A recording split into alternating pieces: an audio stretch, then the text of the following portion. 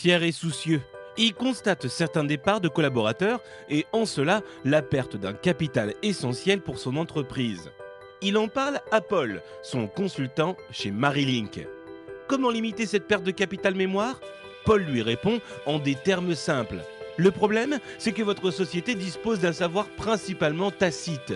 Il vit dans la mémoire et dans l'expertise de vos collaborateurs. La première étape donc est de rendre ce savoir explicite. Un réseau social permet d'expliciter un savoir tacite sous la forme d'une collaboration sur des problèmes concrets. Cette collaboration va donner lieu à des échanges, archivés et référencés dans la base de données. Ensuite, on peut diffuser ce savoir pour qu'il puisse être ultérieurement utilisé par d'autres collaborateurs, partenaires, clients. Le savoir devient donc transmissible. C'est à ce moment-là qu'un cercle vertueux apparaît. Le savoir explicite devient cumulatif. Les collaborateurs peuvent construire, échanger à nouveau sur la base de leur savoir existant pour générer des solutions nouvelles. Pierre retrouve le sourire, mais dans la pratique, est-ce aussi simple? Paul est direct.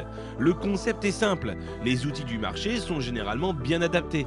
Mais dans la réalité sociale des organisations, c'est un peu plus complexe.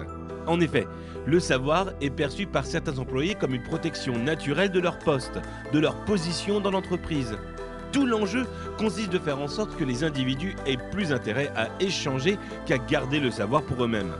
Par ailleurs, l'expérience montre que la diffusion trop large d'un savoir spécifique implique la méfiance. En revanche, la diffusion à des petits comités ou à quelques individus désignés est relativement bien perçue.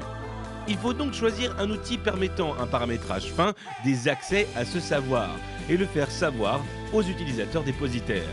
Si vous aussi, vous souhaitez mieux gérer le capital mémoire de votre organisation, contactez Marilink.